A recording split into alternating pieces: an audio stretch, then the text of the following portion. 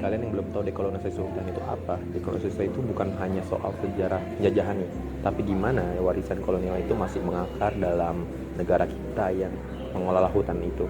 Sampai sekarang negara tuh masih mengklaim sekitar 63% daratan Indonesia sebagai kawasan hutan negara, termasuk hutan yang dijaga secara turun-temurun oleh masyarakat adat, leluhur, nenek moyang kita semua, atau petani-petani yang sekarang kita sedang lihat.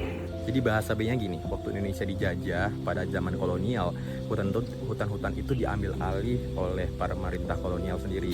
Nah, setelah merdeka, aturan itu tuh udah nggak banyak berubah. Malahan justru orang yang tinggal di hutan itu nggak boleh kelola hutan itu lagi. Jadi itu gimana, ibarat itu mereka yang jaga tapi mereka nggak boleh dapat hak gitu loh. Nah, di Maluku, Papua, atau pulau-pulau kecil lainnya tuh masyarakat hidup dalam keterikatan kuat dengan hutan kan, dengan alam. Mereka tuh punya sistem kelola itu berbasis kearifan lokal, seperti dusun sagu pusaka, hutan larangan, hutan marga. Nah, sejak era 70-an itu, konsensi HPH atau hak penguasa hutan, tambang, hingga industri sawit itu menggusur mereka perlahan. Nah, seperti 60% hutan di Maluku hilang sejak tahun 2000. Di Pulau Obin kehilangan 12.000 hektar hutan mangrove karena tambang nikel. Ada juga di Sungai Weibo diburu itu tercemar emas ilegal. Nah, anak-anak muda di pulau ini tuh tumbuh dalam konflik, pencemaran dan ketidakpastian. Gimana cara mereka? Gimana enggak kayak mereka ketekan, ketrigger untuk melakukan hak, untuk melakukan gerakan, untuk menyuarakan hak-hak mereka itu. Dari situlah kita peran penting nih sebagai anak muda.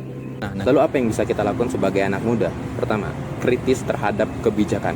Revisi UU Kehutanan itu harus kita kawal benar-benar. Kedua, dukung narasi lokal, angkat suara masyarakat adat di platform digital apapun, kolaborasi dengan seperti komunitas lokal. Ketiga, berjejaring dan belajar. Banyak banget komunitas-komunitas anak muda yang bergerak seperti ada Aman, Extinction Rebellion, Walhi, dan lainnya tuh. Kita harus berjejaring dengan berbeda perspektif. Terakhir, jangan lupa, hutan kita tuh bukan pohon, tapi ruang hidup, ruang budaya, ruang politik, dan kita punya peran di dalamnya.